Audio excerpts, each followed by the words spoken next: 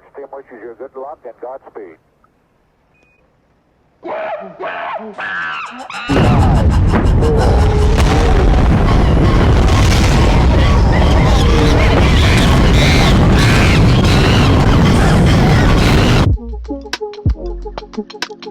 Space monkeys blasting off about marketing, development, and especially parallel finance with their head of marketing, Michael Seitz. Welcome to the show. Thanks so much for having me. Yeah, it's very nice to have you up here. And we had the pleasure of having Yubo on the show a few months back, well before the launch of all your core products.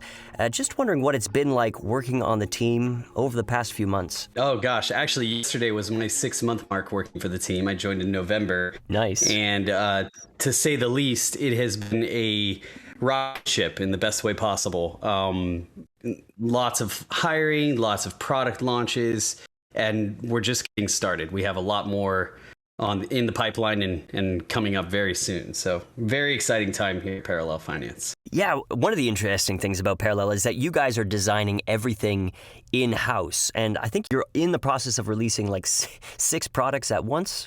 We already did. So yeah, it's May now. So I guess that was in March. We actually released all 6 products for our core Kusama-based product suite in one day. So we released a cross-chain bridge, a wallet, money market, an AMM, and a farming platform, along with our Crowdloan platform going live. Yep. And most importantly, our liquid staking, which is quickly becoming one of our most popular products for KSM. How big has the team gotten now to support all this development? I think when Yubo came on, he's like, we're trying to hire 40 more people. Yeah, I was hired in the 20s. I think I was like, I don't even know, somewhere between 20 and 25, I think. And we are either at or about to break 100 employees. Last count I heard was last week was 97. And we're likely to grow. We're likely to double that in the next 12 months. So immense growth happening at Parallel. You guys have to be one of the largest teams in the ecosystem. Yeah, I think next to Parity, I've not heard of a parachain that has even close to us. Most are sitting around 30 to 50. So yeah, definitely one of the largest, if not largest, parachain in terms of headcount. So maybe you could tell us about how you got wrapped up in the team. So I've worked in blockchain for some time. I actually started at Dash back in 2018, and I worked there for 2 years as their sort of second in command for marketing as a marketing manager. And then Crypto.com grabbed me, and I did PR and events there for a year. No way. And then after that, I took a little time off, a global pandemic, and I moved cross country. So it took a few months to myself to just work on a giant to-do list before starting my job hunt, 2021 fall. And eventually I found Parallel on AngelList of all places. And yeah, the rest was kind of history. I met Yubo, was blown away by Yubo. Yeah. And the rest of the team, Helen and Kenny and Jennifer at the time were most of the team, and was just really impressed with what they were building, their drive, but also their candor and just personalities. It's a very fun team. We laugh a lot as we work very hard. And that's just kind of unique and rare in the space. Always been a big fan of Polkadot as well. And so was excited to kind of touch that ecosystem since I've already touched Cosmos previously and Dash before that as an OG coin. So yeah, I was really excited at the promise of Parallel, and so far so good. I've made it 6 months and had a blast doing it. That is awesome. Maybe you could tell us a little bit about what a director of marketing does, and because you've been in the industry for so long, maybe how that role has changed over the past several years. Oh, I love the second part of that question. I'll definitely hit on that. All right. So as far as director of marketing goes, one way to think of it is kind of like predominantly external communications. So public relations, social media, community, events. Those are the core pillars. There's also SEO, pay-per-click marketing, and then content, which actually is the second part of your question. I think the biggest shift you've definitely seen in blockchain marketing over the last few years is a bigger focus on content and community. I often joke today that I'm not really in marketing, I'm in education. And really that's the real focus today, is creating more content that educates users and helps them to understand how these products fit into their lives and why they should be using them. It's just, there's a lot of complex scenarios and strategies, especially in DeFi. NFTs aren't any different as well. And so having that content that helps to show the user where they can get the best yield or how they can most effectively use a product is really, really important. And we're still ramping this up. I'm actually actively seeking a video content producer right now. All of our content at this point has been written. Yeah. And we see a lot of value and need to expand into video as well, because not everybody consumes content in the same way. And different learning styles and approaches. I've seen you've been traveling a lot over the past month or so as well. You've been going to conferences, not only just Polkadot conferences, but also conferences part of other ecosystems and the broader crypto world. Has this been part of your marketing efforts? Have you been talking about Parallel and Polkadot, or have you more just been trying to absorb what's going on in other parts of the ecosystem? Gosh, it's a bit of all of the above. So Parallel is multi-chain focused. So we actually have an ETH product that's very close to launch. Hopefully in May, we'll see that launch. Okay. We're also looking at other chains like Solana and Avalanche and Terra. And so part of going to all these events is learning the ecosystems, learning which organizations or people matter and that we should engage with and try to work with in partnerships, in product launches, etc. I'd say the first event of this year, we went to ETH Denver. Actually, a large portion of our team was there. Nice. And part of the reason for that is we were in process of very early stages for our first ETH product suite, which will involve an NFT money market, which is pretty exciting. And then I went on to Barcelona in March and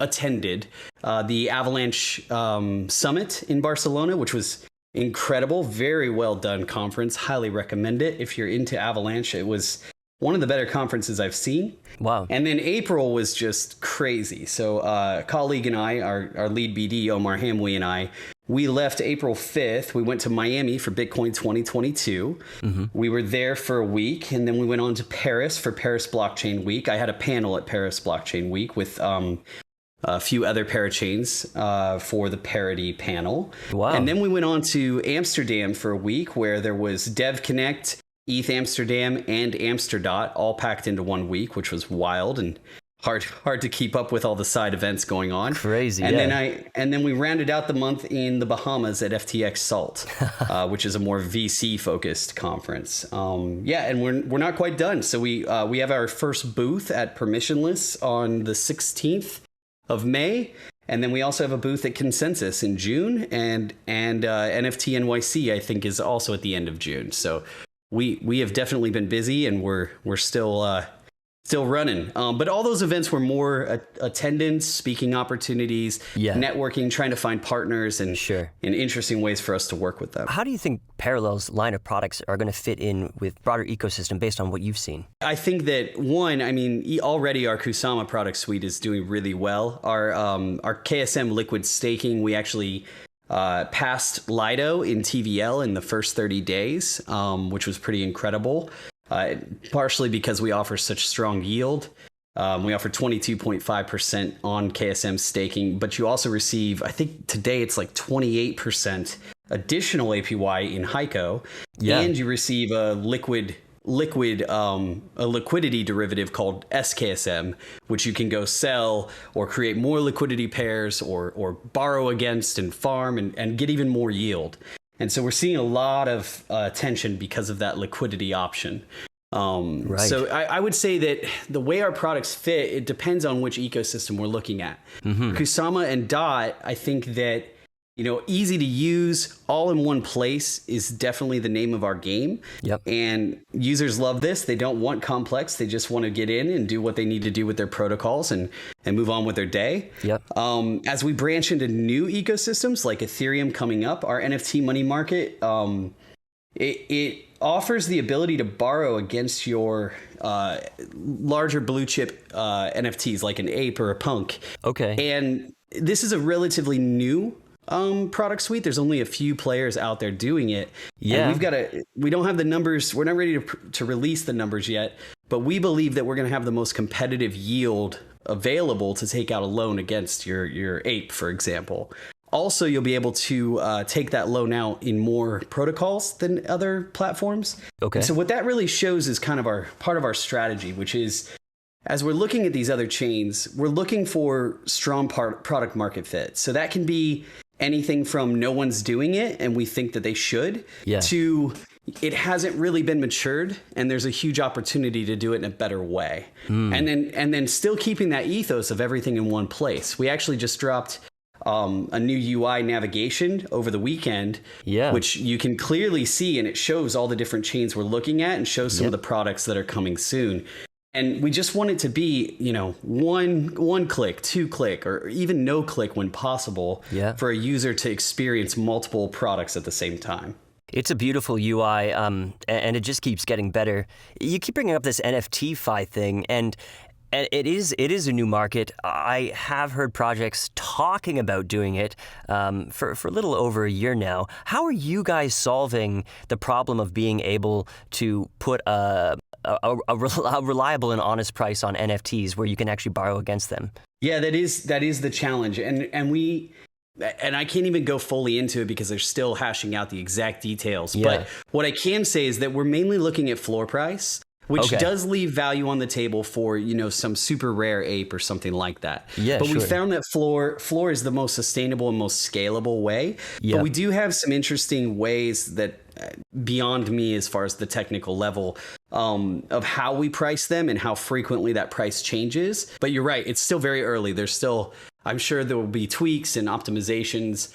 We're already looking at what NFTs we can add beyond. We're starting with much safer, more price history NFTs like apes, punks, mutant apes, and doodles. But we're looking at higher risk ones as well, and we'll just label them as higher risk for those users that want to grab that value. I can see why you're starting with Ethereum because you have a bit more of a mature NFT market there. But I'm wondering, is there any plans to come over to Kusama as well? I mean, definitely not opposed to it. As far as plans, we're building one thing that you'll find part of our headcount. The reason we're so large is we're building so many things in tandem. It seems like it. It's very possible that this NFT market could bleed over into other chains for sure. Amazing. But you're exactly right that it has to do with that history and really trustable prices. So just for our listeners, your most complete product suite is on Kusama. We have a swap, money market, that liquid staking, the liquid crowd loans, this cross-chain. Is that your bridge? Yeah, cross-chain bridge just to be able to pull Kusama from the relay chain to the Parachain. Okay, and you're farming here. On Polkadot, though, you have this other one. You have DAO-Fi. Maybe you could tell us a little bit about what that's going to be. Yeah, I mean, there's a couple of things that will be involved with that. We're basically going to add treasury management tools and things of that nature. Great. The first product, and I believe is classified under DAO-Fi, is Stream Protocol, which is a new product. It's no TBD on when it will go live, but it's essentially automated payments. So you'll be able to designate how frequently you send payment to a specific address, how much is sent out to simplify that process. Yeah. Wow. Is that automation done on chain or is that done through a relayer? Yeah. Wow. Really? I believe so. Yes. Crazy. Wow. Okay. And then I see here at the top, your TVL is almost 650 million. Is that a combination across all your chains or? Correct. And it's so fun. It's so funny, with the prices dropping recently. We've actually been at about 800 million TVL since I started. Wow. When the crowd loans went live, we actually had gray TVL. The price of DOT was like 50, 55. Yeah. And we've just kind of sat at 800 as the prices dipped. We keep adding more assets to our platform, but the prices haven't sustained. But hopefully we'll break that 1 billion TVL really soon. I've had so many announcements prepared for that 1 billion TVL milestone, but we just haven't hit it quite yet. Well, hopefully soon for all of our portfolios. Yes, indeed. So, like I said before, you guys are building out your own system.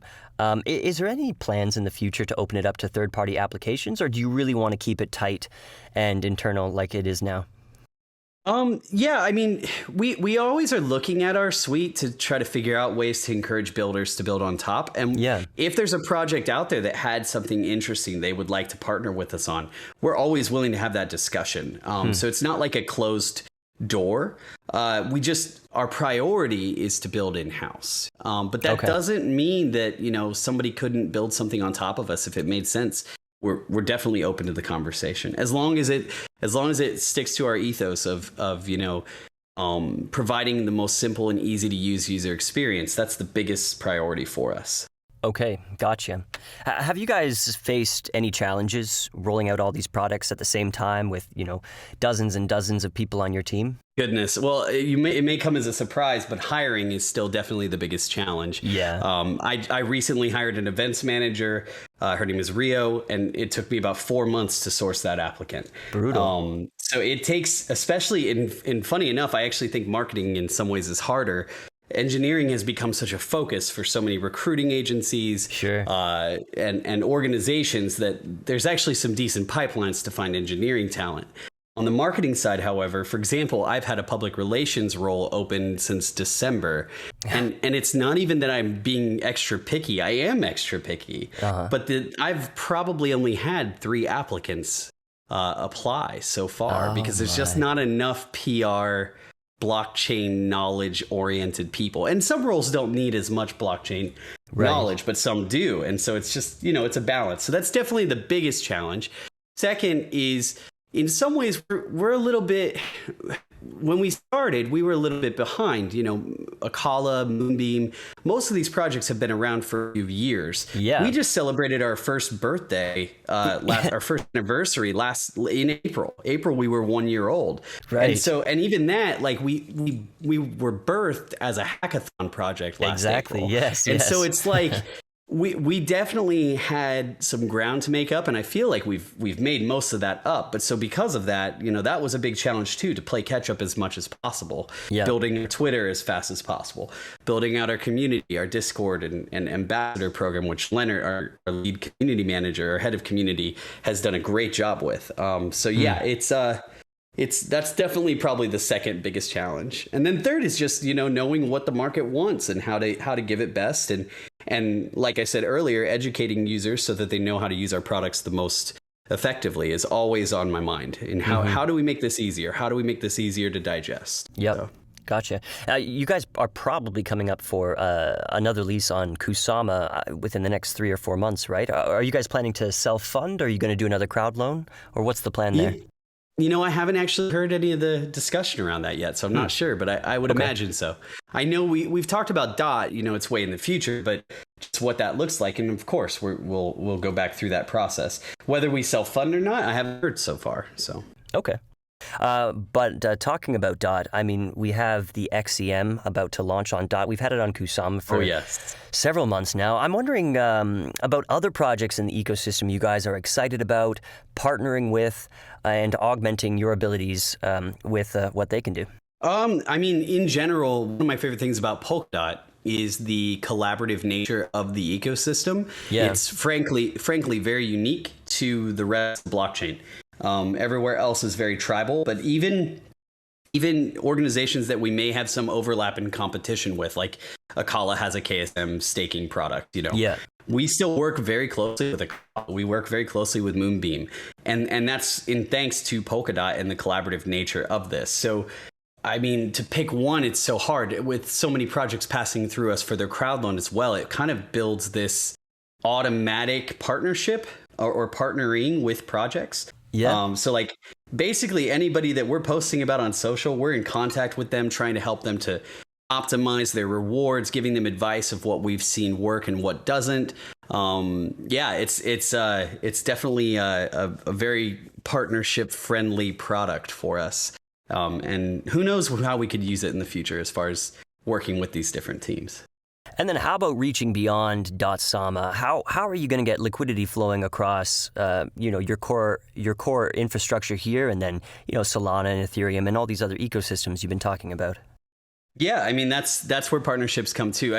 Let's talk NFTs for a second. Sure. We're actively reaching out to large ape holders, large groups of NFT holders, trying to engage with them, letting them experience our test net to get feedback from them of what they think works, what they think doesn't. Also just trying to get in their shoes and understand what matters to them. For example, a lot of these platforms that are already out and support staking your ape or borrowing against your ape, you don't support ApeCoin. And so it's like the likelihood we'll support ApeCoin at start is quite high. Okay. So yeah, we're definitely, at least from a conversational level, we're talking to many different organizations to try to experience stronger market fit. As far as Solana, that's still pretty far out. Solana is kind of the next chain that we'll look at once Ethereum, maybe not once it's live, but as Ethereum gets buttoned up and starts to be shipped into its first state. But Solana is definitely next, and we'll start looking at as many partners and organizations as we can that we think fit whatever product we're working on. And can we expect like ERC20 tokens over on Heiko anytime soon, or? ERC20, maybe not on Heiko right away. We'll see. I mean, I've definitely seen a functioning bridge. It's just not live or anything like that. But definitely looking at ERC20 as well. There's, I mean, just to have stable, like for me personally, as a user of Parallel, I can't wait for stable coins to be able to jump in and out of the market. You know, like there's a definite value there. We actually, for our ETH product, we'll actually have our own ERC20 token called Omni. At least that's the name currently. It could change, but likely to be called Omni. So, yeah. Awesome. Well, Michael, it's been awesome talking to you and getting this update on Parallel here. I'm wondering, just before we go, if you have any advice for people who are trying to market their projects in the ecosystem. I'm talking, small NFT projects that people are just trying to get up off the ground, all the way to people who find themselves marketing a project. Maybe they feel like they bit off more than they can chew. What would be some advice to spreading the message about projects? I think biggest, and I've said a few times, education. You have to help your potential and future users to know how to use your product effectively. So that's when writing the content, taking 3 steps backwards and asking the most simplified questions about how to use this product. And I think NFTs, honestly, they get this more than even DeFi in some ways. If you join a new NFT server, a lot of times you'll see very new to crypto questions like what is staking, what is a DAO, things like that. Maybe not so much today, but like in the fall, I felt like I saw that everywhere, and it blew my mind that how many new to crypto users were actually coming in through NFTs. Yeah, good point. So I think that education component is really, really important. I think that the other side is your community and leveraging your community. If you have an active and passionate community, listen to them, work with them, leverage them, and I mean that in the most honest and kind way, not exploitive. Your community is your biggest asset and your biggest weapon in building this thing. They, their word of mouth alone to their friends and family is very important. Right. So I think the combination of that education and community is crucial. I know that for me with NFT projects, the ones I've seen fail the fastest are the ones that ignore their community or tell their community that they don't know. Lots of times there are great ideas just right in your Discord server. So that would be my 2 biggest pieces of advice. And then I think also hiring, I think, is really important to encourage anyone in Web 2 that's very talented to start looking at this space today. We have a shortage of marketers in this space, and we need to, as marketers, it's kind of our job to encourage those outside of blockchain to start looking at this as a viable career, because it's a very viable career for marketers. There's tons of opportunities. Yeah, no doubt. Okay, well, thank you very much for sharing that with us and for coming on in this very invigorating conversation about blockchain, everything that's happening outside .sama, and also, of course, this ever-accelerating Parallel project. Can't wait to see where you guys end up next. And I just want to thank you again for coming on the show. Thanks, Jay. I really appreciate you having us. And can't wait to hear this episode. Awesome. All right, I'll just leave it there.